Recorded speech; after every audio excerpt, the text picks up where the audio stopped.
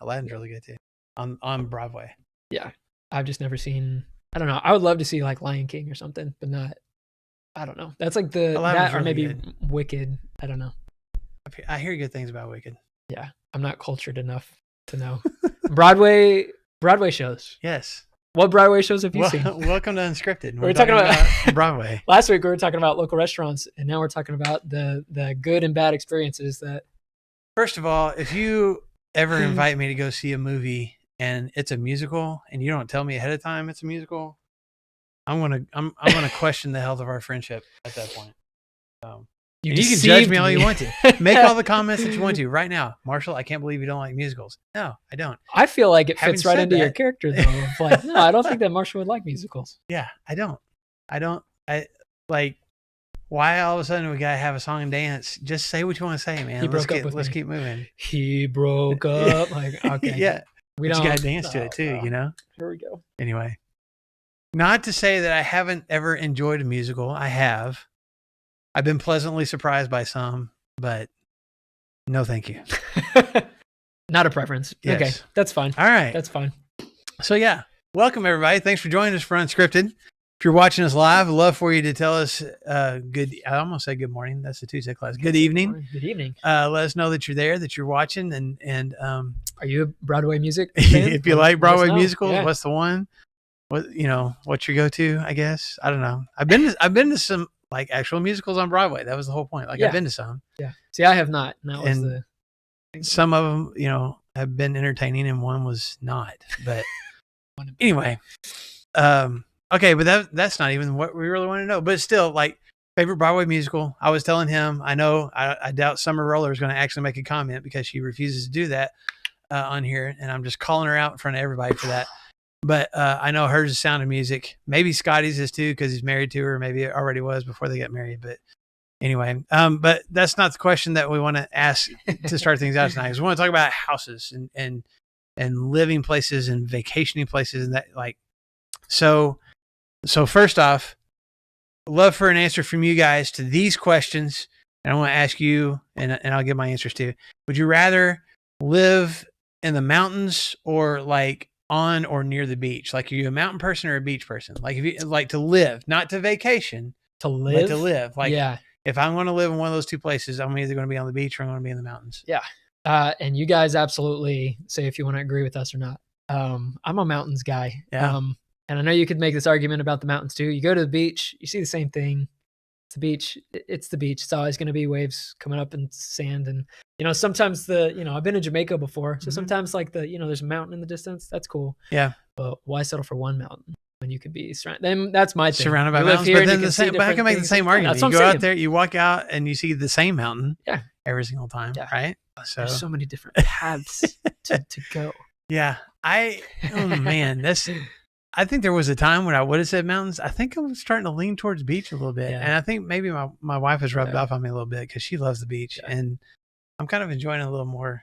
My parents are the same way because they're like, you have to do some work at mountains. You have to do some work. Required. But like once you show up to the beach, like the work is done. Yeah. You're there. Yeah. Pull out your chair, pull out your towel, sit on whatever. Yeah. So what would you rather? Would you rather live in the mountains or on the beach? Okay. While you're answering that, hopefully you answer that in the next one. Would you rather, if you are going to go on a trip, would you rather like camp in a tent or would you rather stay in a hotel? I'm not even saying a camper, like would you a hotel, huh? Like a hotel, hotel or a tent, like not even a nice, big RV that's like a hotel. No. Would you rather camp in a tent or would you rather go, stay in a hotel? Now, before you answer, just so you know, I think it wasn't on your honeymoon, but it was one of your anniversary trips. You and Morgan spent the entire week like living in a tent. So I kind of already know what Brandon's answer is going to be. But go ahead. What you got? It's a tent for me, Morgan. I knew it would be. I don't know. It's the same thing though. Like every hotel room looks the same to me, and that's probably because I haven't stayed in like a top tier 5-star like something awesome. All Motel 6s look the same is what you're saying. Yeah. Hey man, that's woo. I'm all about that Motel 6 life, baby. But Holiday Inn, real nice. Yeah, but it's the same thing for the tent. Like, it's more about quality of like, man, where am I staying? And me and Morgan have a little 2-person tent. I guess 3-person. that we can just spread out in. And man, that was nice. That's Yeah. like my favorite trip, man. Yeah. My favorite trip. All right. Yeah. I like them both. I like when we do go tent camping. I like tent camping. I think I'm going to lean towards a hotel though. I hear more stories about the tent camping for you sure. It's entertaining. Man, this is what No happens doubt. when we go tent camping. So Yeah, the last time we went, it was an adventure. It was, as a matter of fact, I watched a whole bunch of boys make a makeshift canopy for the tent with tarp and clothespins, and it survived a storm. and it actually worked. It survived a storm. So, but I'm still going to go to the hotel. I mean, I Future will engineers. go to the tent, but I'd much rather have the hotel. Yeah. So, Okay. has anybody else Follow that. answered so far? Has anybody? Yeah. said Well, we've anything? got, first of all, 7 brides for 7 brothers. That's Leslie's. Okay. And then Darren said, oh, wait. No. Darren says 7 brides for 7 brothers. Okay. And then Leslie says cats, Okay. which I have some I've judgment never for. seen. I know but- that's supposed to be really good. Never Yeah. seen it. So Yeah. I hear good things. And then Leslie said beach for me, mountains for Darren. Yeah, I We're can totally, divided. knowing both of you, I can totally see that too. So Sure. that makes sense. Okay, last one. If you're like when you move into a new house, which you and I have both done, you've done more recently than I have. Mhm.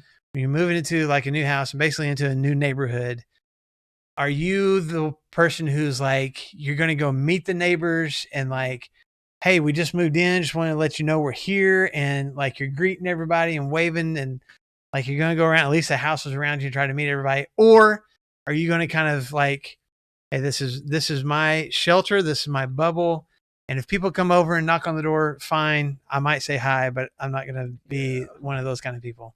Which one are you going to, what are you going to do moving into a new Yeah. neighborhood? My gut tells me that my personality is want to go do that, but Yeah. I'd be like, man, I don't want to like, we blocked off the street with the moving van, like teenagers running everywhere, bringing things in and out. Yeah. So I might like give it a couple days. I probably would go for the first one. I probably would go and introduce myself. Yeah. And we live on a special street, so we know Yeah. everybody on the street. I think, I'll be honest.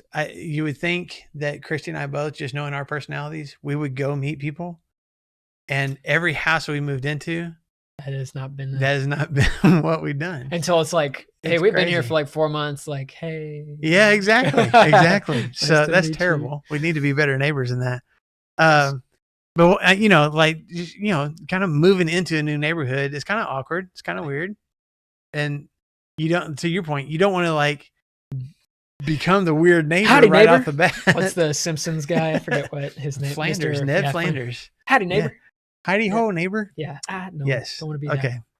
Anyway, just feel free. Again, are you going to go camping in a tent? You going to stay in a hotel? You going to meet the neighbors? You're going to wait for them to come meet you and then probably hope that they never talk to you again. Which one are you going to do? Feel free to comment on that, because we're going to be talking about tonight, I guess, lodging in a way. We're going to be talking about where we live, and not specifically where we live, but where God lives, which might sound kind of odd.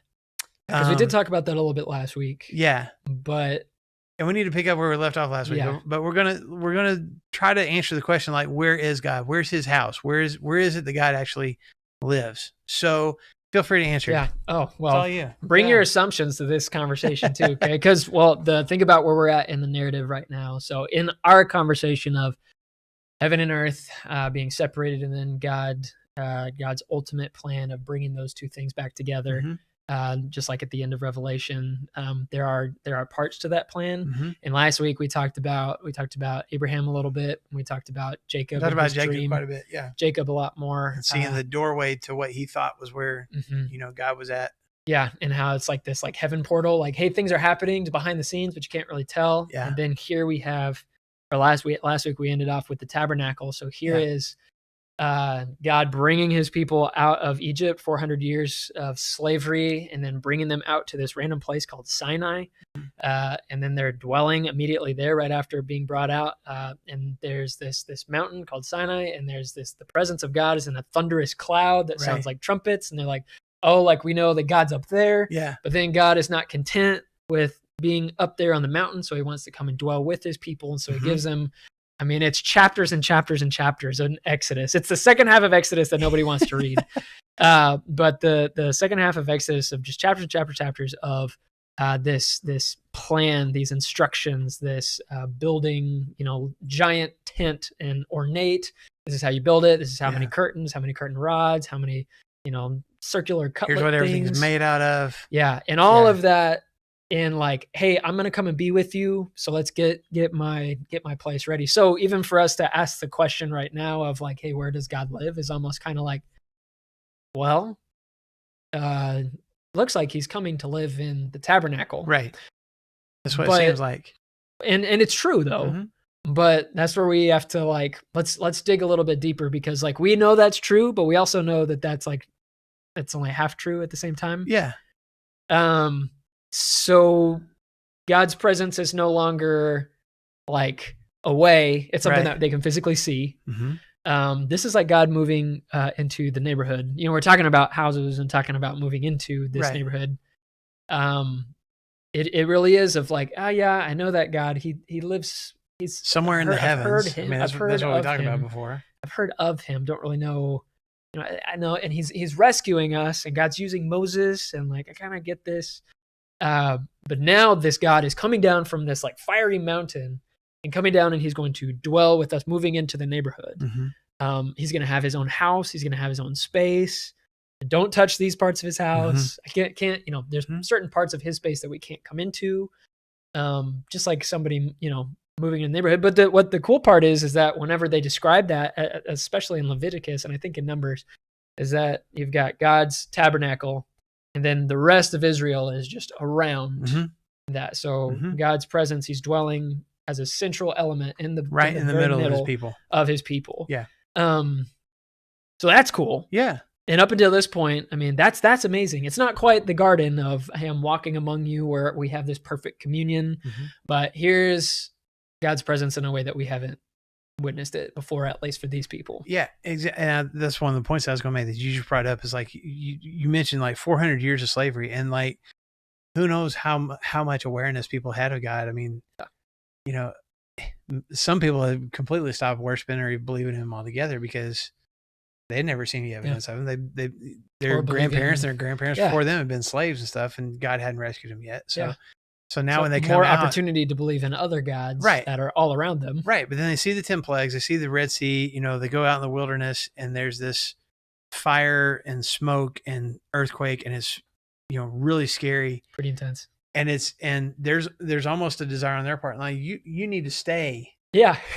Up there on the God mountain. asked them to come forward, and they're like, we'll send Moses forward. We're going to stay here. Just let him, you know. So the tabernacle, this big tent, that was a place of worship, was, to your point, was where God was like, okay, I want to come be where you are.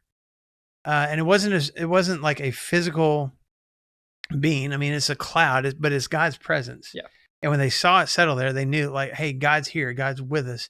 And even if we don't see the cloud, there's just a recognition, like how we treat the tabernacle and all the different elements of it is so unique and so special. It's God's presence.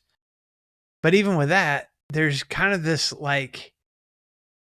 So, because God has lived, well, let's just look at what we've talked about. You know, if we're talking about the way that we talk about, I moved into a new house. You moved into a new house. Yeah.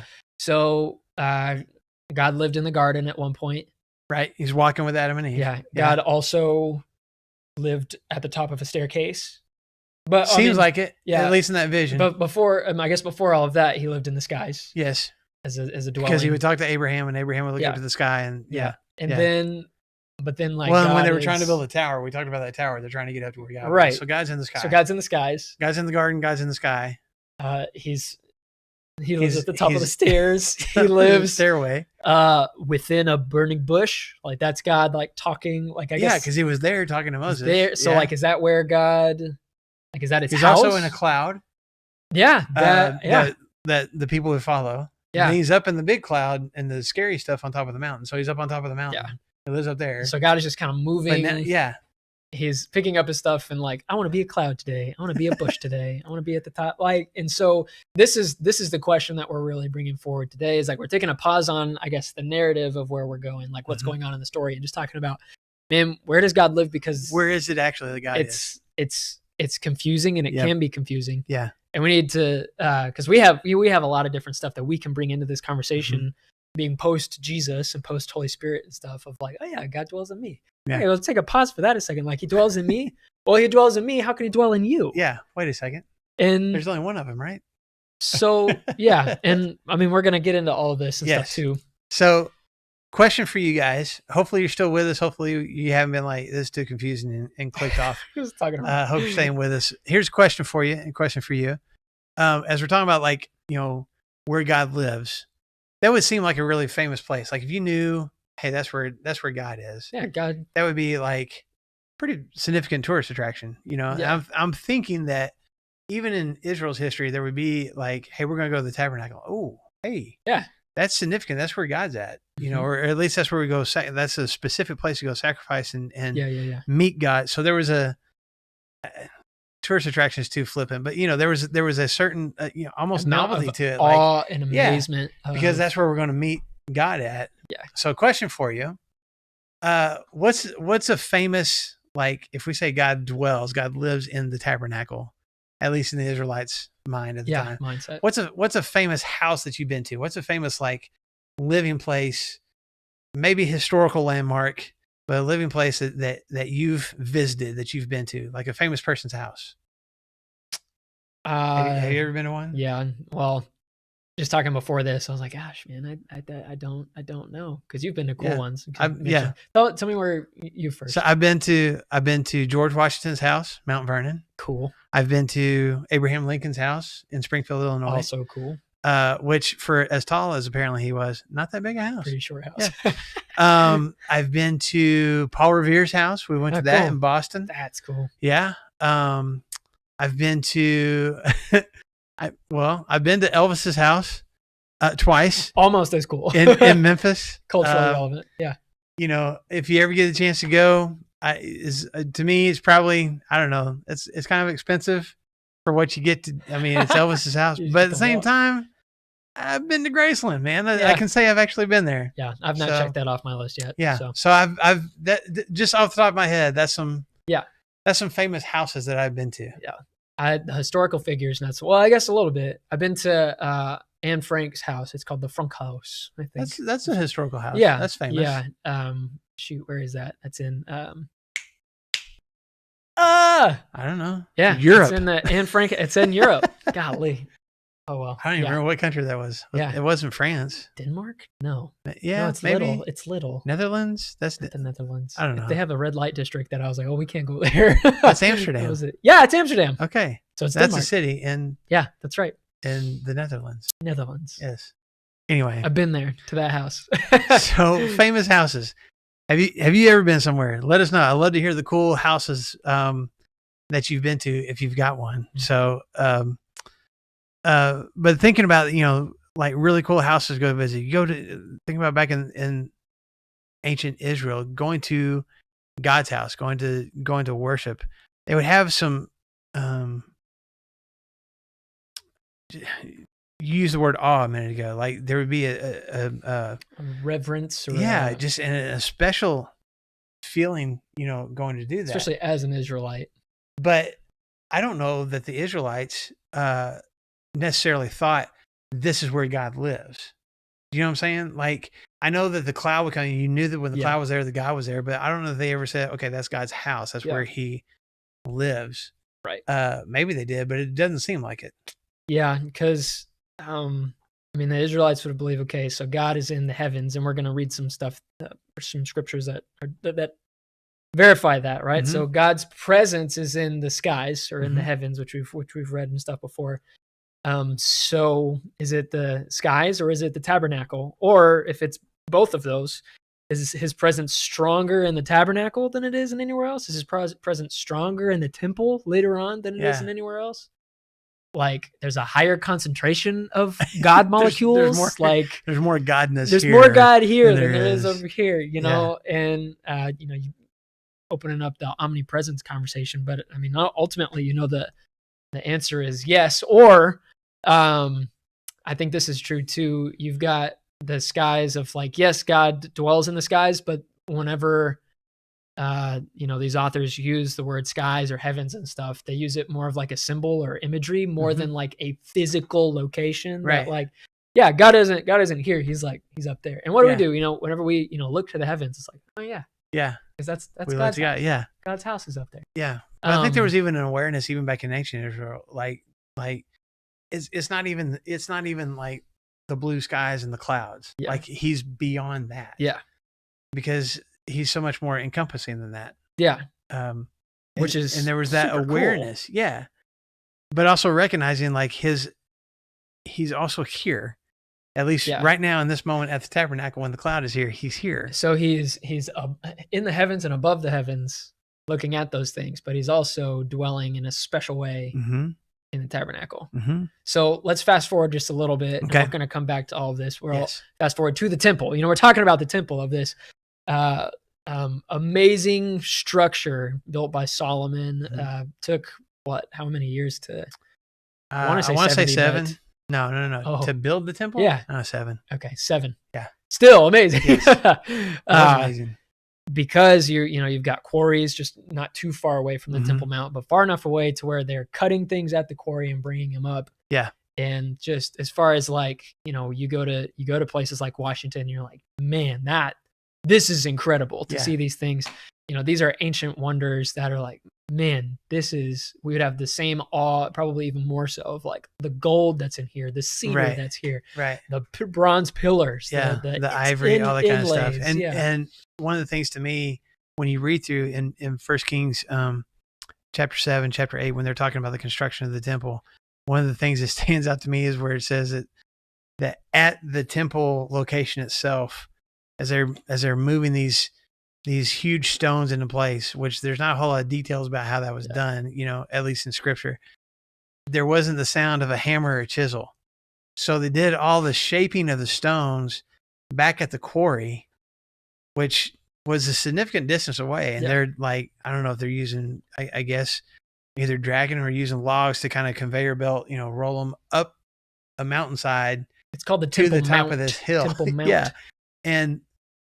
And they just slid right into place. So just the engineering that had to take place for the Israelites to have everything shaped how it was supposed to be. And maybe they got like, their blueprints. Okay, this is block number 42 is going to go right here. And, and it just slides into place. Now I'm sure they did some adjusting and, maybe some cement between everything, but like they're not hammering and chiseling and shaping anything because it had already been done. And like they wanted so bad for there to be as little human touch at the worship place as possible, because this is going to be where God's going to be.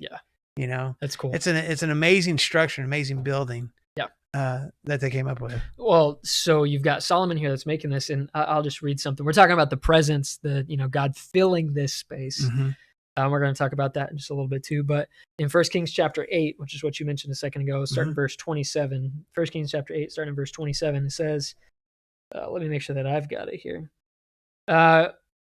So they're looking at the temple, and God's presence is there in a cloud about to fill it, or has just filled it. I think it's about to fill it.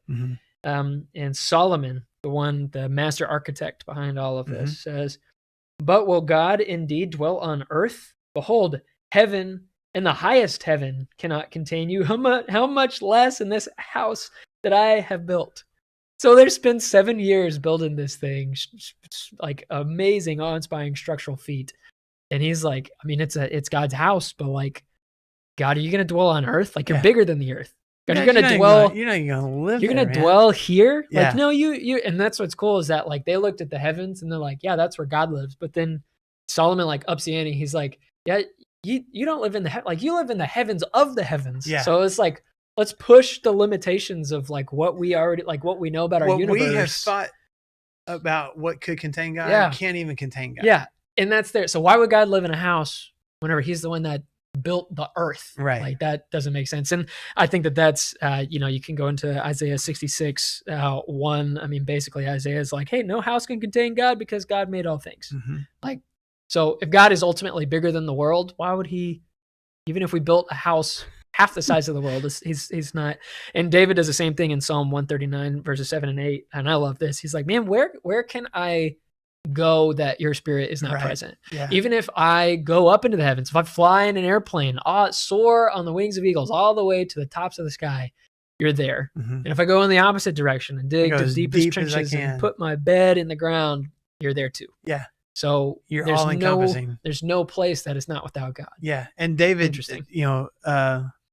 David had the idea to build this temple, this worship house, and God tells him no. But when he comes up with the idea, he's like, man, I'm going to build this amazing place for God. And in 2 Samuel chapter 7, God sends an answer to David. And verse 5 says, go and tell my servant David, this is what the Lord says. Are you the one to build me a house to dwell in? Verse 6 says, I have not dwelt in a house from the day I brought the Israelites up out of Egypt to this day. It's God himself going, hey, I don't fit in a house. Yeah. And like, I don't need a house. I'm too big for it anyway. Yeah. You know? And he's like, man, I'm in a tent right now. Like, and that's where David is like, well, how could you live in a tent when I'm living in these palaces? Or we could even condense it down. Like when God came into the tent, I mean, he really dwelt over the box, the Ark of the Covenant. Yeah, the holiest of holies. Yeah. Just sitting on top of the Ark of the Covenant. And I guess it'd be easy for the Israelites to think, okay, well, this is God. This is like right here, in this spot, and this space. Either, here inside this tent is where you're going to find God, or here, near the box. I mean, they even did that. They went to battle one time carrying the gold box with them because they're like, oh, we're going to have God with us. Beginning of Judges, really good story. Yeah. And God even, allows them to be defeated. I think because of that. Part of that reason, I'm not like... I'm not a trinket. I'm not a good luck charm. Yeah. You can't just like bring me here. I don't live in the box. Yeah. I'm not a genie. I'm not the magic box. I'm not a genie. And wanting his people to understand that, like you see Solomon, you see Isaiah, you see David going, man, we recognize how big God is. And yet David even struggled with that, but I want someplace for you to live. And God's going, no, I'm too big for that. Well, what you said there, just realizing that like, okay, so why would God like allow like, hey, I'm not going to live in the house. So why build me a house? I think it's God ultimately in his grace and mercy. And I think, you and I talked about like ultimately love and stuff being like, man, this is a God that is, Isaiah is high, his thoughts are higher than our thoughts and his ways are higher than our ways. And so like, let me give you something to just like show you, not that I live here because I'm also here, but here's a place where you can come to and feel close. Yes. Here's a place that you can come to. I mean, ultimately, and that's, now I'm thinking about it, church is almost the same way of just like, man, I'm in the daily grind every day. I'm, going and I'm trying to, feed my kids, trying to, make money so that I can save up for the future and do all this stuff. And on Sunday mornings, you can come into a place, not that this place is more special than others, but you can come into a place where you can just breathe and be like, man, this is a place of comfort. This is a place where we can just air it all in front of our God. Yeah. And it's special, I think, in that way. Not that it's more special than another, but I think that God has provided places like the temple and like this where his people can come and just have a sigh of like, I'm here with God. Yeah. I can feel close to God. And I think that's I think that's kind of where we're arriving at tonight. If you ask the question, like, where does God live? It is, he is that word omnipresent. He is present everywhere. He is above and beyond and in all things. I mean, Paul says that later in the New Testament, like he's this all encompassing thing, but there's still this desire to bring heaven and earth together. There's still this desire to allow us to experience what that heavenly presence is like. So again, it's a recognition. You can't be where I am. I can't go to the heavens above the heavens, and I can't go to the deepest depths. So what does God say? I'm going to come to where you are. And it goes beyond our human minds to where is God? Is God all above and everything? Yes. Is God here in this room? Yep. Wait a second. We can't figure that out. Yes. Yeah. Also. Yes. And yes. But God says, you have tried to get to where I am and you can't. So let me meet you. And let me provide an opportunity for us to bring these two worlds closer together. Yeah. And I will let you build this structure, and I will come and make my presence felt there so we can have that something closer. And it's still not what the original plan was. Yeah. We're still not there yet. But God is allowing his people to experience his presence in a much more intimate way. Yeah. Than just knowing we have a deity out there somewhere. And that's an important point too, I think, at the very end of this discussion is like, is he everywhere? Yes. Yes, he is.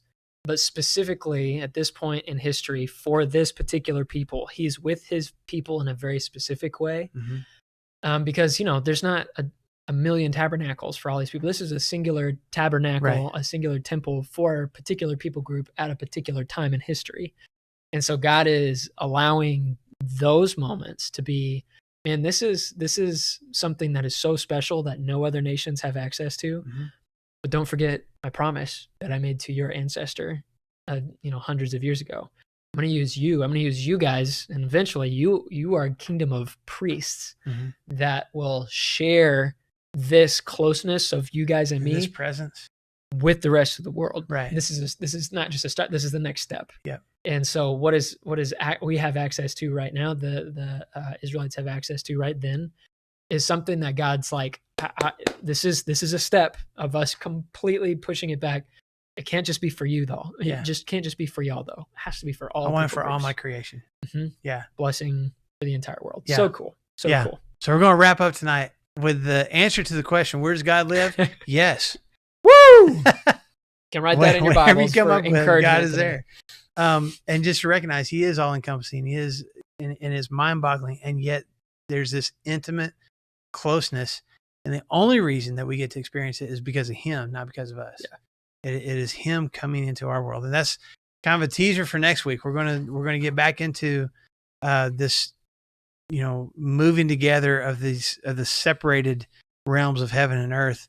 And we're constantly taking steps forward. Yeah. At least bringing them closer together. So next week, we're going to talk about how God takes a step even closer.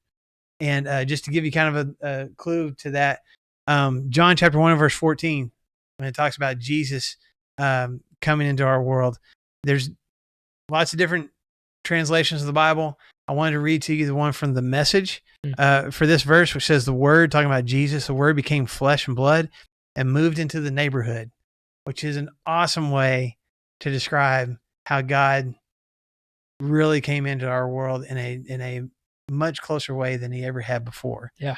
And we're going to talk about that next week. I'm excited too, because like how much fun is it talking about a tent, but talking about Jesus. Yeah. Like this is not I have to come to him and there's all of these curtains of this separation that is stuff coming to me. Yeah. Yeah. That's what we're going to talk about next week. So join us next Thursday. You guys that commented and shared, thank you for doing that.